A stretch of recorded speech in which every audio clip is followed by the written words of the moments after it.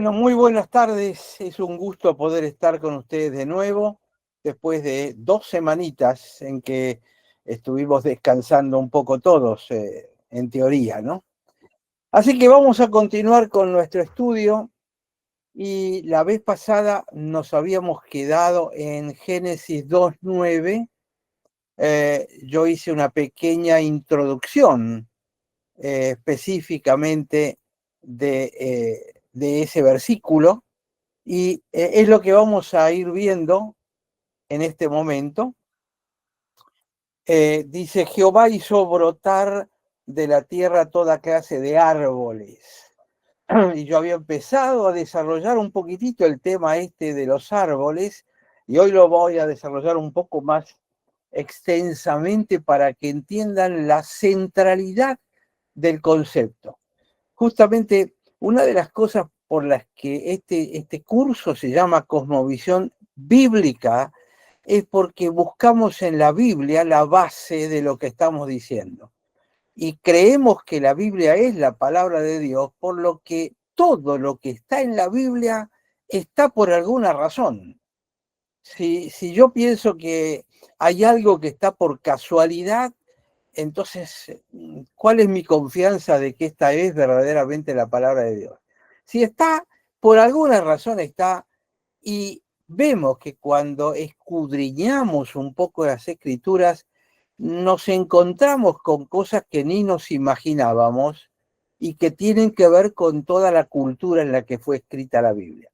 Entonces, llegamos a este tema, a este versículo, y el tema central habíamos dicho que eran el tema de los árboles. El primer árbol, con una cierta novedad, si quieren, es que decía, estaba en el medio del jardín el árbol de las vidas, en plural. En el hebreo, las vidas está en plural, no está en singular.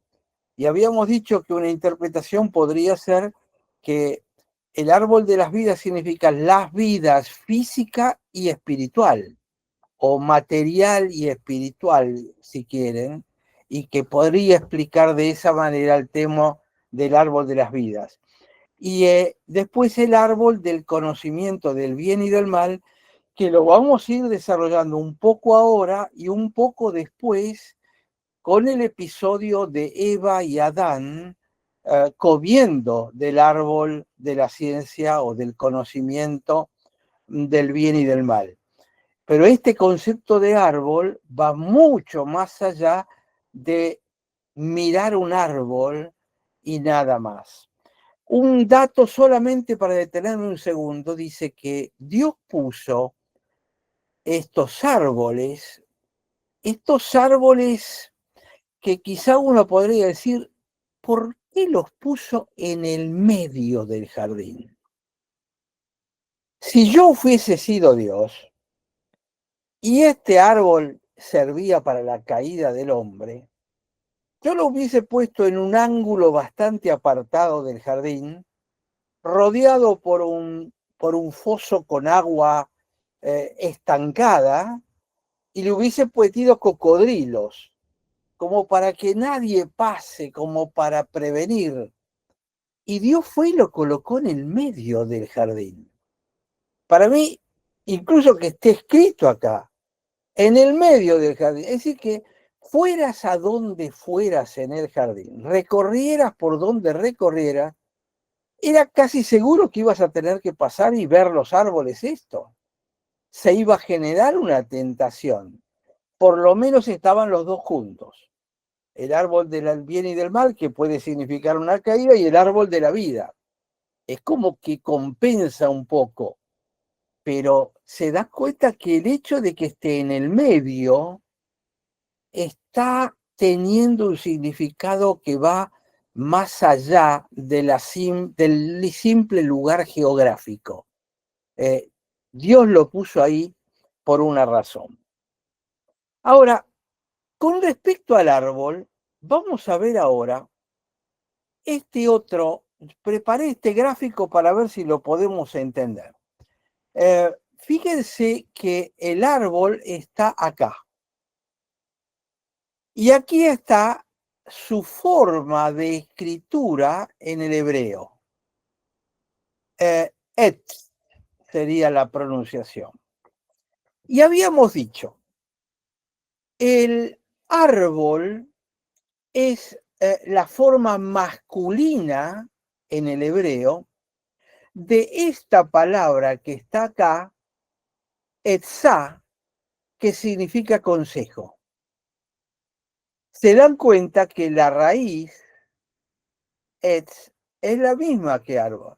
Es decir, que cuando ustedes piensan en la palabra consejo, a ver, dame un consejo. Es como decirle, dame un árbol. Pero el árbol puede ser del bien o del mal, o puede ser de la vida o de la muerte. Es como que detrás de la palabra consejo hay otra cosa. El árbol es el masculino es el que produce, el femenino, etzá, es un poco lo que se entrega, como la mujer, como el femenino, se entrega, etzá. Y acá está escrito al lado chiquitito la raíz de la palabra, de la cual deriva consejo, que como se dan cuenta es prácticamente similar a la palabra árbol. Ahora, ¿de dónde viene un consejo? Yo recibo un consejo de alguien que tiene cierta sabiduría. Es decir, voy a pedirle a mi padre un consejo. ¿Por qué? Porque él debe tener cierta sabiduría que le dio la vida, o al abuelo. O voy al libro para que el libro me aconseje qué debo hacer o cómo lo debo hacer. ¿Por qué? Porque en el libro hay sabiduría. Es decir, arranca todo el consejo y el árbol del concepto de sabiduría. Ahora, habíamos visto ya la sabiduría, que en hebreo se llama Hakam, y lo tienen ahí arriba escrito, la sabiduría de Dios. Habíamos hablado de la sabiduría de Dios antes de la fundación de los tiempos. Había un plan de Dios, un proyecto de Dios, algo que Dios tenía en mente, que iba a desarrollar en el tiempo y que Proverbios 8 lo llamaba la sabiduría de Dios. Y si lo resumimos, decimos que la sabiduría de Dios es Cristo, porque Cristo es el que nos salva, es todo el plan de Dios. Todo se resume finalmente en Cristo. Tanto que Pablo lo llama misterio. El misterio es Cristo en nosotros, dice Pablo en Efesios. Es decir, Cristo resume la sabiduría de Dios. Fíjense que ahí arriba de todo yo les puse que hay una sabiduría de lo alto y una sabiduría terrenal. Ahora voy a hacer mención de esto. Entonces, la sabiduría puede ser sabiduría para el bien o sabiduría para el mal. Si la sabiduría es para el bien, el consejo que voy a recibir es para mi bien.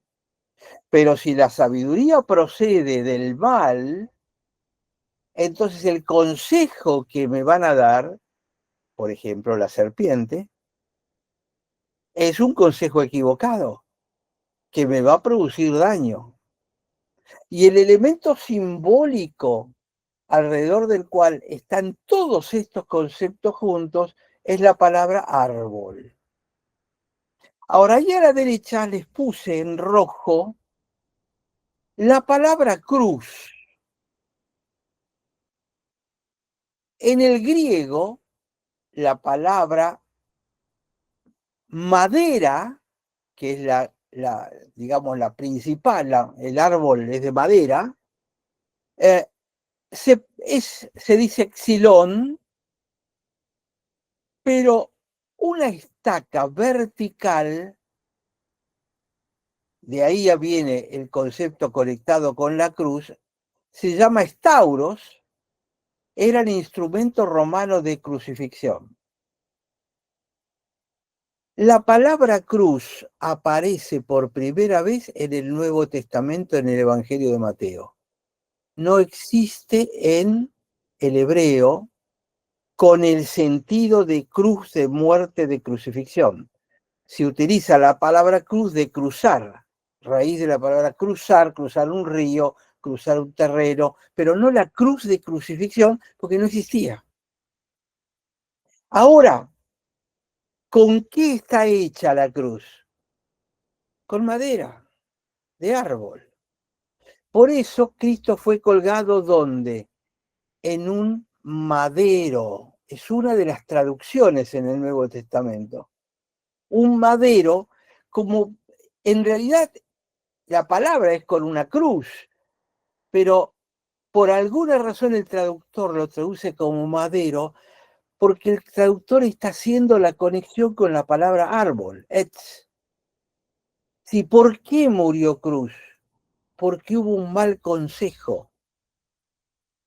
Es lo que la serpiente le dio a Adán y a Eva, que provino de una sabiduría que no es de lo alto, sino que era una sabiduría terrenal, o una sabiduría que no es de lo alto, si quieren, para ser más preciso.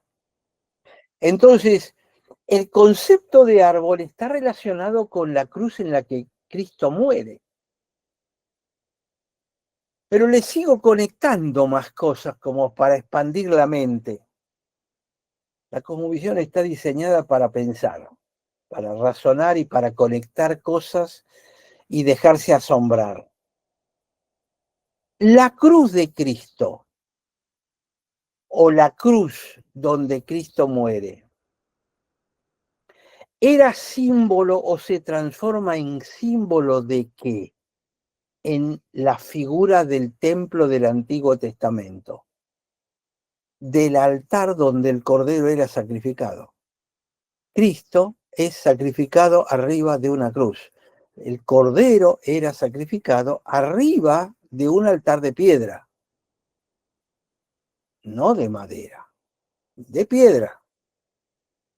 Entonces, a partir de ahí, en la iglesia cristiana o en las iglesias cristianas, durante 2000 años, en el centro de la iglesia y adelante, estaba la mesa sobre el cual se ofrece la Santa Cena.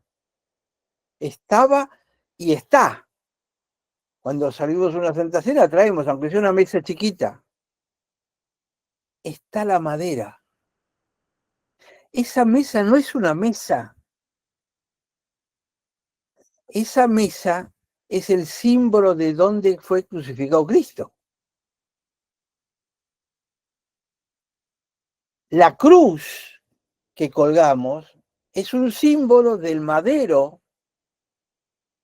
y cuando vemos ese madero nos hace acordar del mal consejo que nos llevó al madero. Y el mal consejo es porque vino de una sabiduría que no es de lo alto. Y les voy a todavía agregar otro detalle más, otras dos palabras en hebreo donde les quiero mostrar la conexión entre árbol con todas estas palabras. Esto es muy del hebreo.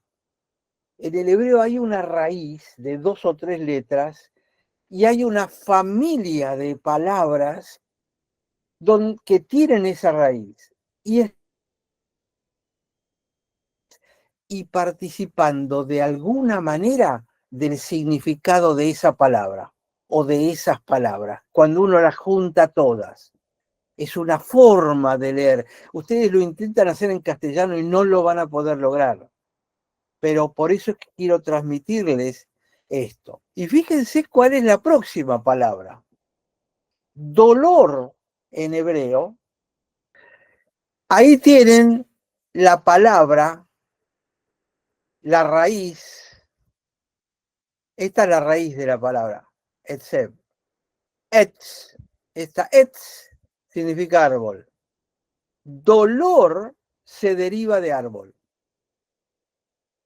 Dolor de parto el dolor de la mujer de parto es Itzabón, y ahí tienen la raíz de árbol.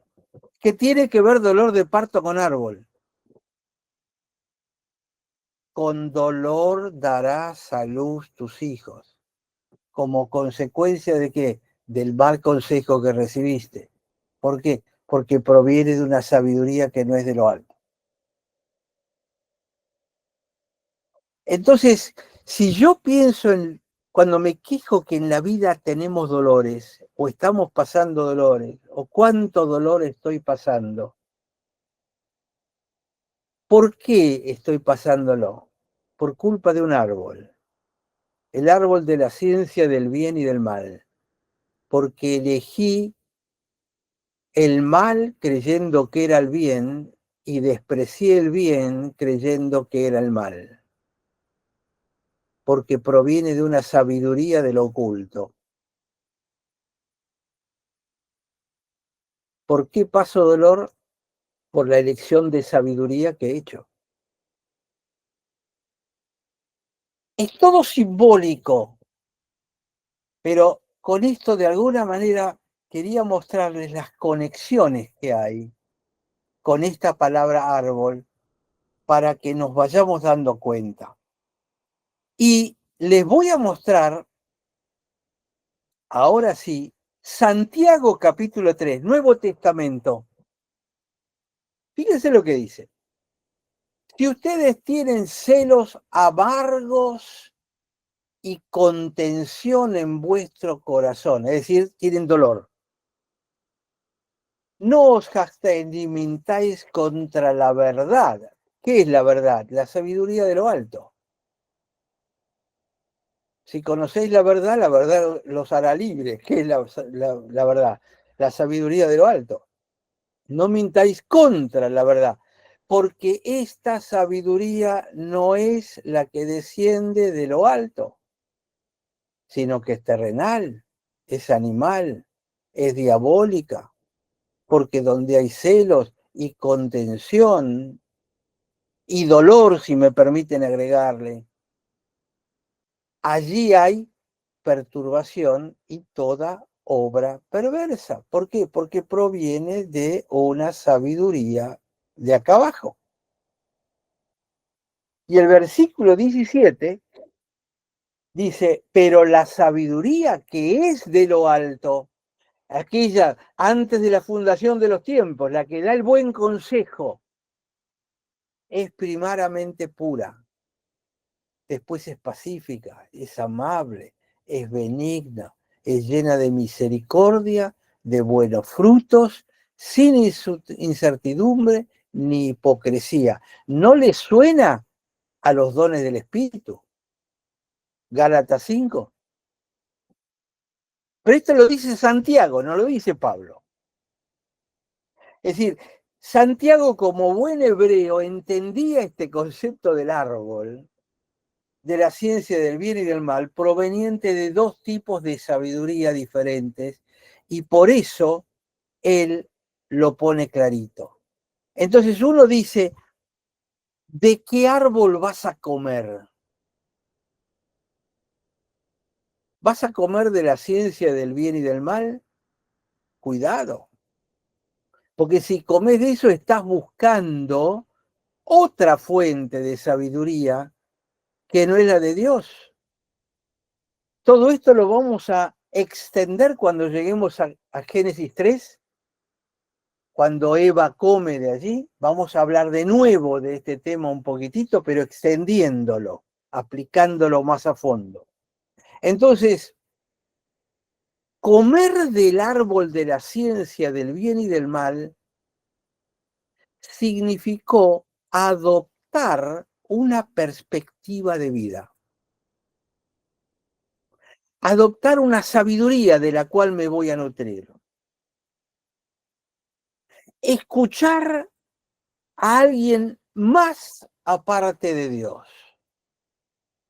Dios me dijo, no toque, y este me dice, toca que no pasa nada. Y yo elijo, yo como. ¿Cómo significa y esta es la otra palabra que quiero extender un poco hoy, comer. Comer significa alimentarse de eso. Cuando Eva y Adán comen del árbol de la ciencia del bien y del mal, se alimentaron de la sabiduría que no es de lo alto. Y Dios le habían dicho, no comas de ahí, porque te vas a morir. Comé de la sabiduría que yo te doy. Comé, ¿qué significa? Meté para adentro. Cuando yo como, ¿qué hago? Meto para adentro comida que me da energía y me da fuerza y me da vida.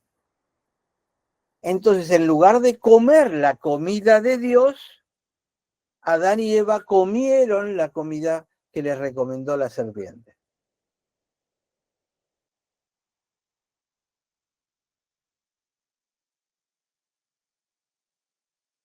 Fíjense, además de Santiago, qué dice acá Pablo en 1 Corintios capítulo 2. Dice, así que hermanos, cuando fui a ustedes para anunciarles el testimonio de Dios, de alguna manera es como la sabiduría de Dios. Yo fui a contarles, anunciarles la buena nueva, que es la sabiduría de Dios, que es Cristo en nosotros. Dice, no fui con excelencia de palabra o con sabiduría. Pero acá Pablo le está hablando a los corintios, está hablando en griego. La palabra que se utiliza en el griego es sofía para sabiduría, filosofía. La sofía es la sabiduría humana. No fui a hablarles de cosas terrenales, porque me propuse no saber entre ustedes cosa alguna, salvo a la sofía de lo alto, la sabiduría del alto, es decir, Jesucristo, y Jesucristo en un madero, Jesucristo colgado del árbol. Es decir, Jesucristo es la sabiduría y la sabiduría de Dios es que Jesucristo esté colgado en un árbol. ¿Para qué? Para compensar lo que pasó en Génesis 3, Adán y Eva. Para corregir, no compensar, perdón, para corregir. Por eso dice, y a este crucificado. Evidentemente Pablo tiene también en mente este concepto de la palabra árbol, porque también era hebreo. Y como se dan cuenta, es una palabra tan esencial que tanto Santiago como Pablo indirectamente están haciendo memoria de esa palabra cuando están escribiendo estos versículos. Pastor, Sí, hay una pregunta. Daniel dice, sabiduría, bien, mal, etcétera, ¿son conceptos o acciones? ¿El árbol del Génesis era un objeto árbol con su fruto o conceptos y acciones? es una buena pregunta. Voy a tratar de contestarla lo más simple posible. Primero, cuando estaba en la mente de Dios, era un pensamiento, un plan, un proyecto. ¿Cuál fue la primera palabra que usaste, Belén? Sabiduría, bien, mal, conceptos o acciones. Concepto, era un concepto. Ahora, Cristo haciéndose hombre, viniendo a muerte de cruz, pasando, muriendo y resucitando, son las acciones del proyecto original. Entonces, la sabiduría es ambas cosas. El problema es que hasta que no se transforma en acciones, la sabiduría está únicamente en nuestra cabeza. Hasta que Cristo no vino, murió y resucitó, que es la clave de la cosa, estaba únicamente en la cabeza de Dios. Dios demuestra su proyecto a través de acciones. Cuando veo la acción digo, ah, esta era la sabiduría de la cual hablaba Proverbios, este era el proyecto de Dios, este era el plan de Dios. Pero hasta ahora yo no lo sabía. Y Pablo me contesta, por eso lo llamo misterio.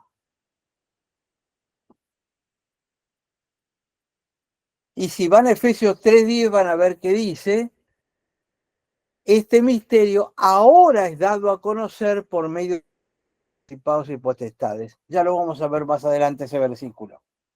Es decir, ese misterio ahora es proclamado por la iglesia. ¿Por qué? Porque el concepto se transformó en acciones.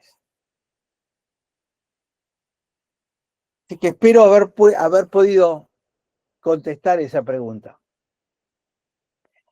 El otro árbol, ahora voy a volver un segundito, pero el otro árbol, que es el árbol de la vida, solamente se menciona en 2 o 3 lugares dentro del Antiguo Testamento, porque el árbol de la vida es el árbol que da vida. Cuando Dios los echa, Adán y Eva, del paraíso, pone un ángel que no deja pasar a nadie, y Dios dice para que no sea que entre y coma del árbol de la vida. Es decir, es un árbol que restituye vida o que da vida. Lo vamos a desarrollar también más adelante. Es como que voy haciendo pequeñas introducciones como para que vayan atando algunos cabos que no queden sueltos. El tema este de una planta que da vida, un árbol que da vida, era parte de un relato que ocurría en el Oriente cercano. En la religión babilónica, lo que uno ha aprendido es que la epopeya de Gilgamesh, Gilgamesh era el que estaba buscando la vida y busca a un personaje que se llama Utnapishtim. Utnapishtim era el Noé babilónico, porque en la religión babilónica también hubo un diluvio. Y el que estaba en el arca, el que se salvó, se llamaba Utnapishtim. No lo aconsejo para ponérselo como nombre a los hijos, pero lo llamaban Utnapishtim.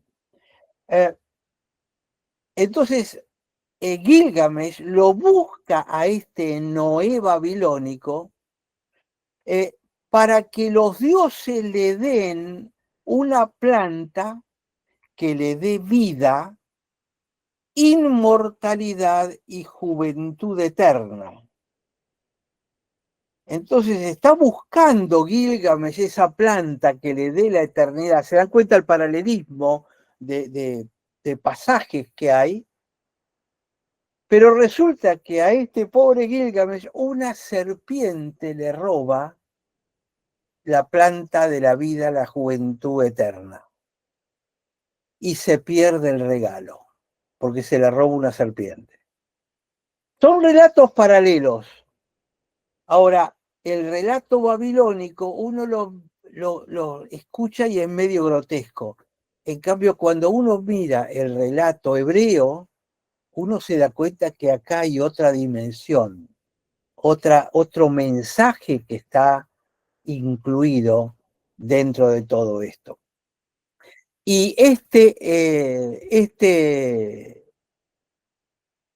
árbol de la vida aparece, por ejemplo, en Proverbios 3:18 y 11:30, dice, el fruto del justo es árbol de vida. Acuérdense que el Nuevo Testamento dice Jesús el justo. El fruto de Jesús es árbol de vida. Es decir, yo como el fruto que produce Jesús y tengo vida. Cristo me da vida. Y en 15:4, Proverbios dice, la lengua apacible es árbol de vida. Es decir, la lengua que calma. ¿Se acuerdan de lo que habíamos visto? La sabiduría de lo alto es apacible, es tranquila. La lengua apacible es árbol de vida. Y después el árbol de vida aparece en Apocalipsis 22, cuando se describe la ciudad Jerusalén eterna, que va a ser la nueva Jerusalén que baja del cielo. Dice, en medio de la calle de la ciudad y a uno y a otro lado del río estaba el árbol de la vida. Era como un árbol enorme, ¿no? Con raíces para los dos lados de las dos costas del río. Dice que produce 12 frutos. El árbol de la vida produce frutos con los cuales me puedo alimentar, dando cada mes su fruto, para que no te aburras tener por lo menos 12 frutos diferentes. Y fíjense en este detalle, que lo vamos a volver más adelante. Las hojas del árbol eran para la sanidad de las naciones. Es un árbol de la vida con hojitas que si yo las hago con una agüita caliente, me hago un mate que es para la sanidad de las naciones. Es como que me tomo un té de esto, de estas hojas, y me podía curar de cualquier enfermedad.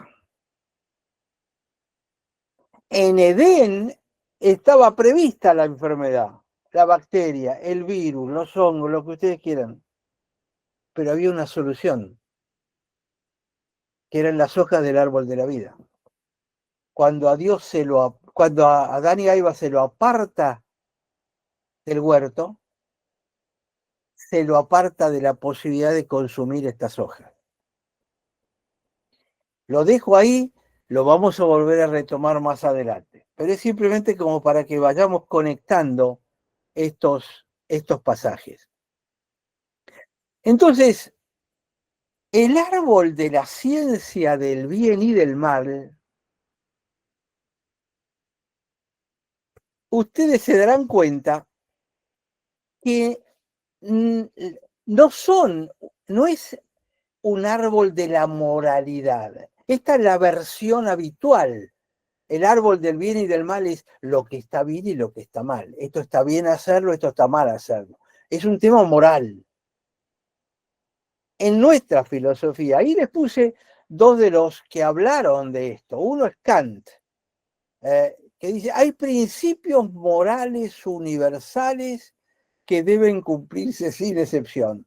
Y esto es cierto, en cualquier cultura, occidental, oriental, de cualquier lugar, es como que hay metido en el corazón del hombre, grabado desde que nace, principios morales universales que deben cumplirse, decía él. En cambio, después apareció Nietzsche, hijo de un pastor luterano, gran incrédulo y activo anticristiano. Yo no sé si ustedes leyeron Así hablaba Zaratustra o algo de Nietzsche, y realmente yo recuerdo que cuando leí me tuve que quedar leyendo la Biblia como 3 horas después para calmarme por el odio que destilaba contra Jesús, ese pálido debilucho como lo llamaba. Y él dice, la moral es una invención humana adaptada a cada época. Y la moral es relativa, no hay una moral absoluta, como decía Kant. Entonces hay una moral relativa, y en la iglesia proclamamos que el árbol de la ciencia del bien y del mal es acerca de moralidad. No, no es acerca de moralidad. Es acerca de sabiduría de arriba o sabiduría que no es de arriba. El bien está encarnado en la sabiduría que viene de arriba, el mal en la sabiduría que viene de abajo. Pero es mucho más que la moralidad. Lo vamos a ver cuando veamos el concepto de pecado más a fondo. Pero el árbol de la ciencia del bien y del mal no es moralidad, es sabiduría. Es un símbolo de sabiduría. Y ya les mostré todo el caminito. Árbol, consejo, el consejo viene sabiduría, la sabiduría viene de la sabiduría de Dios, de la sabiduría de lo alto. Entonces, yo creo que eso ya cambia una cantidad de conceptos muy importantes.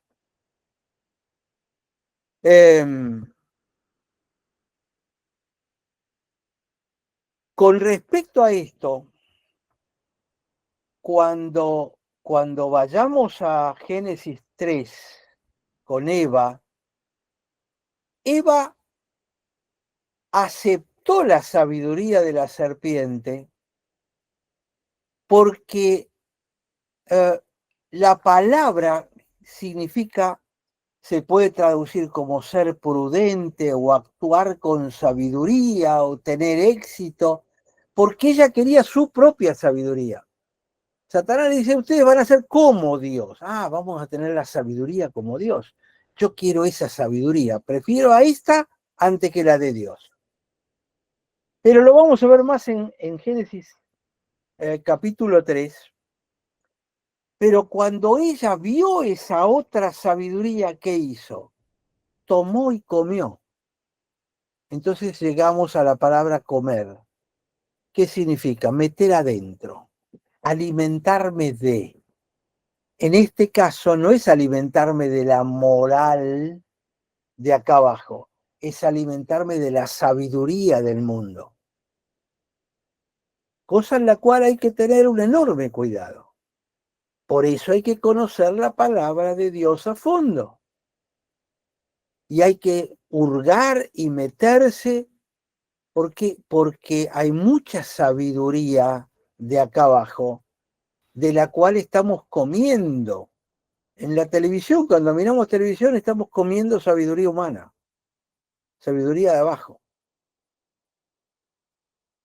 Pastor, sí. perdón, hay una pregunta. Analía acá cita Génesis 3:24, que dice, echó pues fuera al hombre y puso al oriente del huerto de Edén querubines y una espada encendida que se revolvía por todos lados para guardar el camino del árbol de la vida. Y la pregunta es imagen de Jesús, camino, verdad y vida? Exactamente. Ya lo vamos a ver con detalle cuando lleguemos ahí. Cuando él dice yo soy el camino, ¿qué está diciendo? Yo soy el camino al árbol de la vida. Porque yo soy el árbol de la vida. Como dice José, no es un árbol de la moral, sino es un árbol de la sabiduría. De la sabiduría del espíritu. Exacto. Lo vamos a ver cuando lleguemos a Génesis 3:24, que es ese versículo, que da para mucho, tiene un montón de cosas encerradas ahí que ni se imaginan. Pero sí, esa expresión, el camino, es lo que Jesús estaba diciendo, yo soy el camino, la verdad y la vida. Ahora,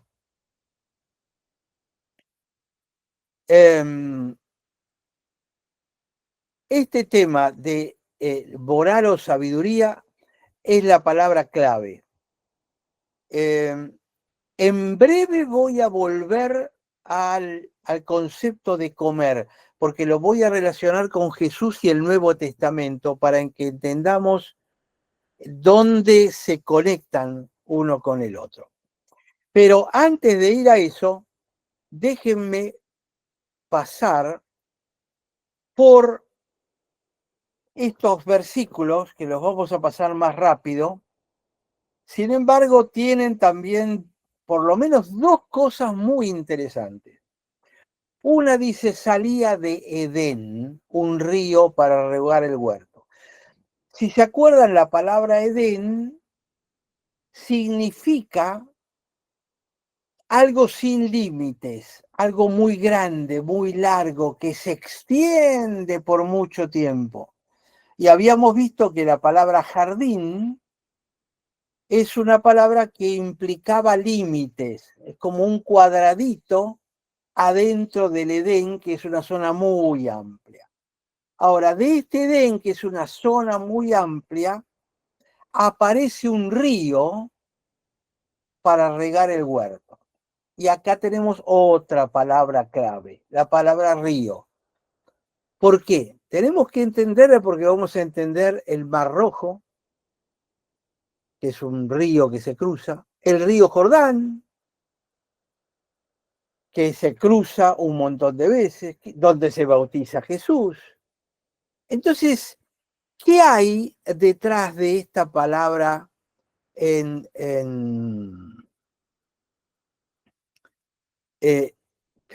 ay, borré. ¿Qué hay detrás de esta palabra río? La palabra río en hebreo es nahar. Ahora, har son dos letras, es una raíz en hebreo, de la cual deriva la palabra luz. Luz es hor. Nahar tiene la raíz hor. Hor es río. Es, perdón, Nahar es río. Hor es la raíz de la palabra luz. Ahora, la palabra Nahar tiene la implicancia de una luz que viene de algún lado, se extiende e ilumina, como para que, olvídense de los nombres que hay aquí de los cuatro ríos, pero la palabra ventana, por ejemplo, es Zohar. Nahar es río. Zohar es ventana. Es por donde entra la luz. La palabra brillo es Zohar.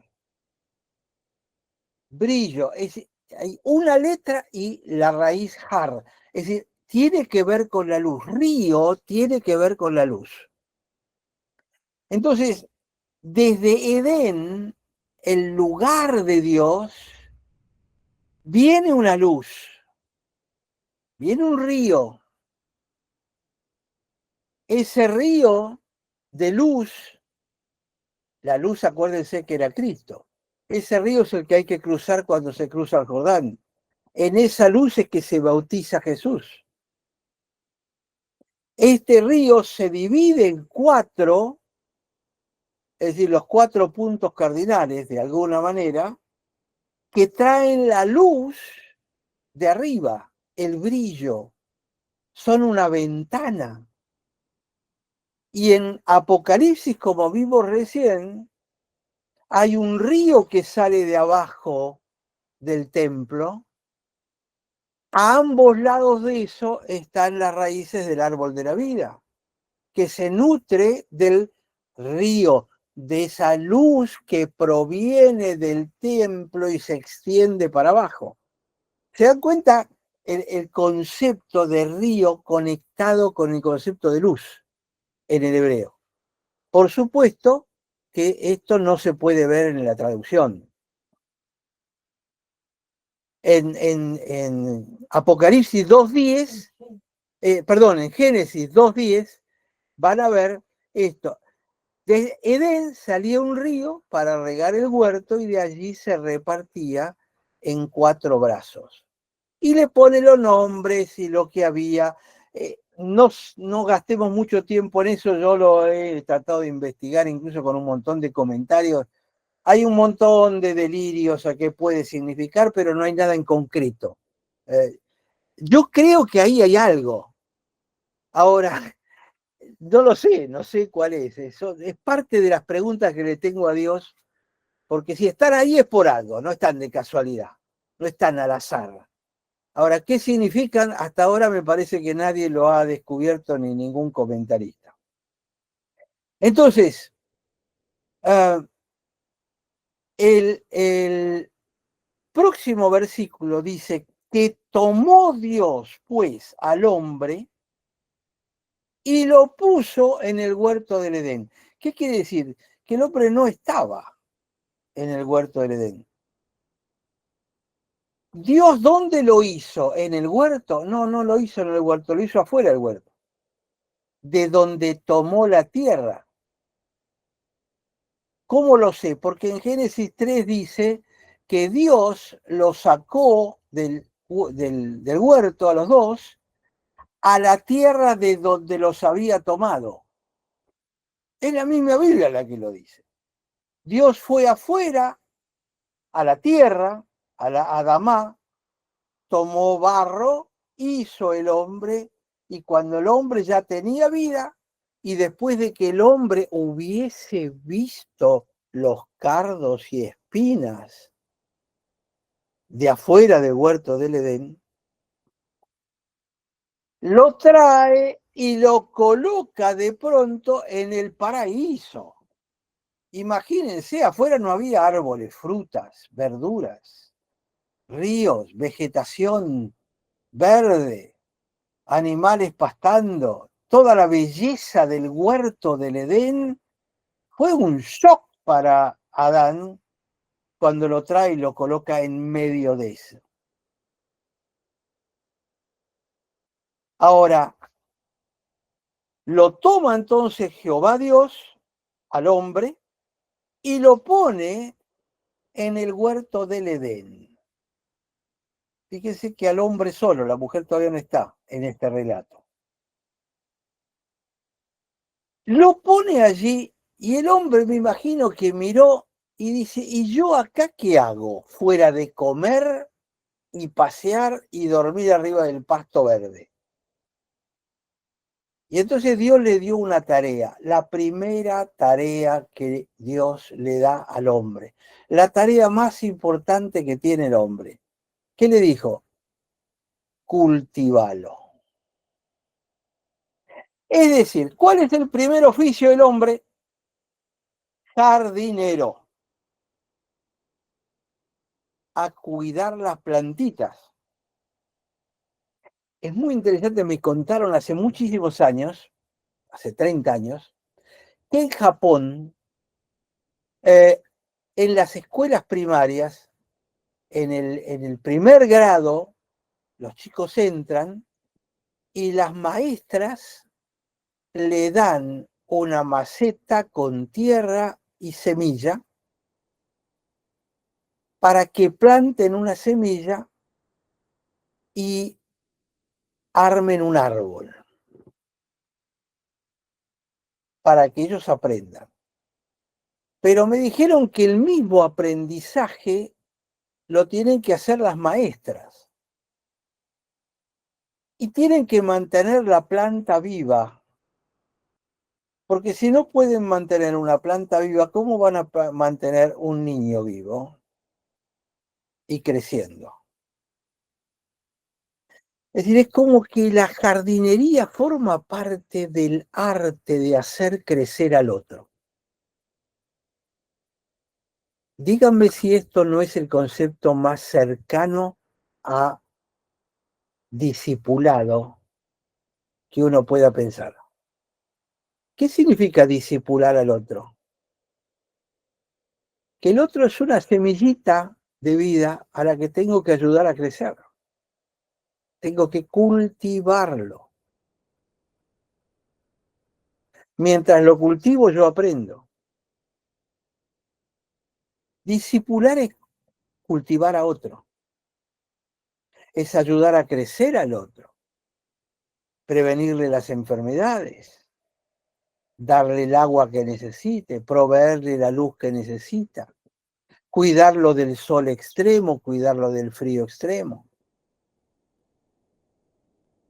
La primera función que Dios le dio al hombre es ser jardinero, es decir, discipular.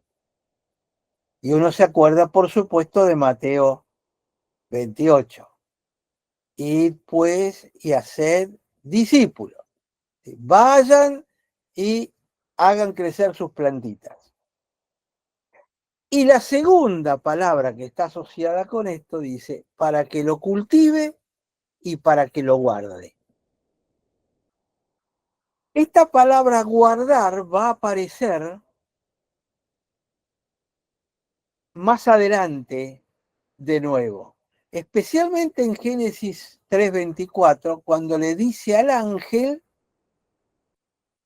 que tenía que estar con la espada desenvainada para guardar el camino al árbol de la vida. Es decir, el concepto de guardar es exactamente la misma palabra en hebreo. Significa proteger de amenazas. La serpiente fue una amenaza y no la protegieron a Adán y Eva. Fallaron. Comieron, pero ahí quedó todo. Me pareció ver ahí un par de comentarios, no sé si... Sí, en relación, digamos, al tema de la sabiduría, ahí José también había preguntado el rol que juega la desobediencia. Y Leonor, más adelante, también pregunta, ¿por qué rechaza la ofrenda de Caín? Si no se dijo que había que sacrificar un cordero. Ya, sí, pero Caín no ofrece un cordero, ofrece un poquito de plantas. Lo vamos a ver cuando veamos Génesis 4. Génesis 4 lo vamos a ver bastante rápido. Pero cuando lleguemos allí vamos a resolver esto porque hay 3 o 4 cosas que están alrededor de específicamente ese punto. Y lo primero que era lo que había dicho José, perdón. En relación al árbol, que no era de la moral, sino de la sabiduría, ¿cuál es el rol que juega la desobediencia? Bueno, la desobediencia significa que yo no acepto el consejo del árbol o de la sabiduría de arriba y acepto cualquier otro consejo. Cualquier otro consejo es diferente del consejo que viene de lo alto. Eso es desobediencia. Por eso Dios me dice, sean obedientes, pero no sean obedientes con una regla dándome en la cabeza. No es para controlarme, es porque si yo obedezco la sabiduría de lo alto, me va a ir bien. Entonces, obedece para que te vaya bien. Si desobedeces, te va a ir mal. Y esto es básicamente lo que leemos en la Biblia todo el tiempo. Uno mira los personajes históricos, miran cuando le va bien, cuando le va mal. ¿Y por qué? Vuelven a Dios, las cosas les mejoran. Se apartan de Dios, las cosas se empeoran. ¿Por qué? Porque se están nutriendo de las dos sabidurías. Es obediencia o desobediencia. Que en definitiva es la vida cristiana. ¿En qué consiste? En ser obediente, porque me conviene. Pero eso arranca del concepto de sabiduría de lo alto. Si no es muy difícil obedecer porque me lo dice Dios. Bueno, yo quiero hacer mi propia experiencia. Es lo que dijo Eva. Bueno, así te va a ir. Así te van a sacar del huerto. Obediencia y desobediencia tiene que ver específicamente con eso. Y entonces, ya estamos llegando a la hora, dice, lo puso en el jardín para que lo cultivase y lo guardase, y mandó Jehová Dios al hombre diciendo, de todo árbol del huerto te podés alimentar, podés comer, pero del árbol de la ciencia del bien y del mal, que no es el árbol de la moralidad, es el árbol de la sabiduría, no comerás. Y es muy tajante ese no comerás, porque el no comerás está, en hebreo está en un tiempo imperfecto. En hebreo hay un tiempo presente perfecto y hay un presente imperfecto. El perfecto es como y termino de comer. Presente imperfecto es como y sigo comiendo. Cuando dice no comerás, estando en tiempo imperfecto, significa no comerás ahora ni nunca más. es un estatuto permanente, si me permiten usar expresiones bíblicas. Entonces, no comerás. ¿Por qué? Porque si comes de él, vas a morir. Y acá abajo le puse justamente la palabra morir, tamot. En el paleo hebreo, acuérdense que la T es una cruz, es decir, son dos cruces, una adelante y otra atrás. La cruz, esto, la M, representa el útero de una mujer, lo que genera, la generación, el cuidado, lo que produce. La Bab que está acá es un clavo, es la imagen de un clavo. Entonces, si uno lo mira en hebreo, y se dan cuenta que no está por casualidad, ¿sí? La palabra muerte, ¿qué dice? La cruz engendra el clavo que te mata, porque la última también es una cruz. La cruz engendra un clavo que te genera la cruz. O la única forma de que se genere la salvación es a través de la muerte en la cruz. Ya en la palabra muerte, de alguna manera uno puede encontrar esto. Uno puede decir, está yendo demasiado lejos, puede ser, pero esa es la palabra en hebreo, ¿qué le voy a hacer? No estoy inventándolo, está ahí. Qué casualidad que tenga tanta conexión con la cruz. Cuando en todo el Antiguo Testamento no aparece la palabra de crucifixión.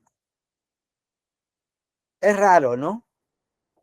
Pero bueno, lo dejo ahí y quiero solamente enfatizar unos instantes el tema de comer, porque en Juan 4:32,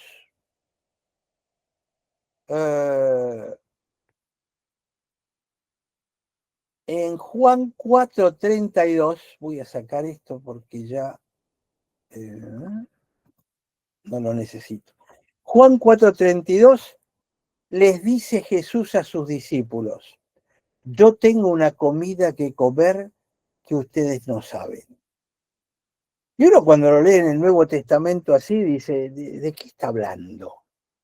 Bueno, está hablando de qué te alimentas, de qué sabiduría te alimentas. Entonces Jesús que está diciendo, yo me alimento de una comida que ustedes no saben.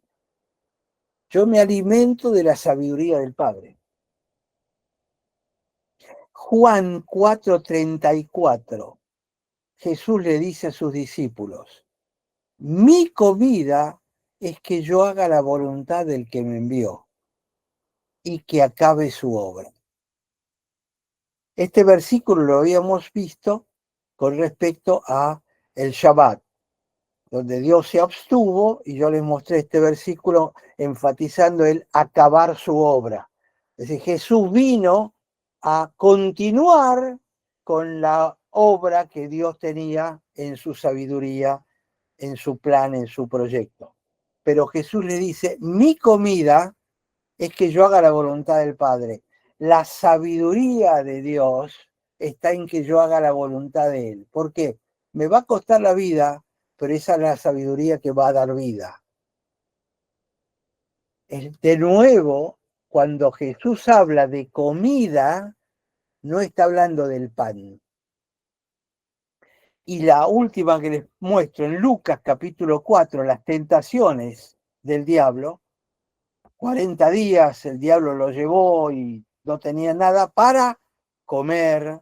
Entonces, ¿qué tuvo? Hambre. Aparece el diablo y dice, si sos hijo de Dios, decile a esta piedra que se convierta en pan.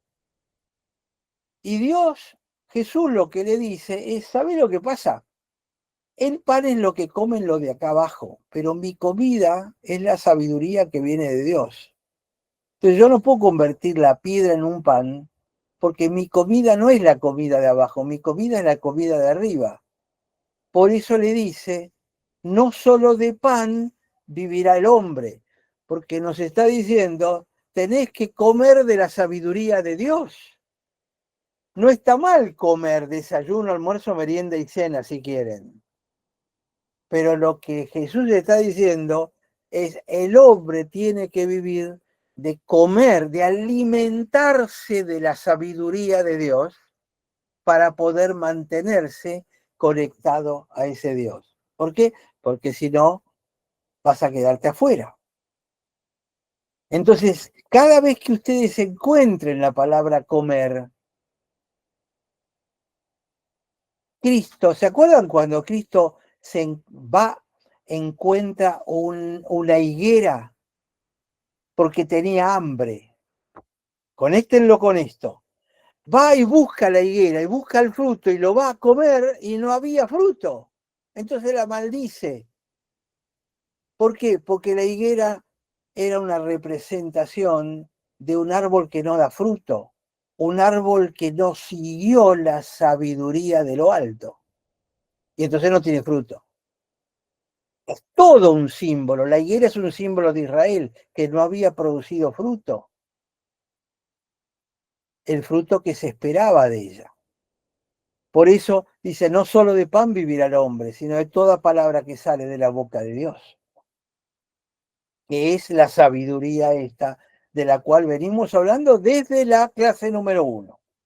Y me la van a escuchar nombrar un montón de veces más todavía, porque yo creo que eso le da un nuevo sentido a la escritura.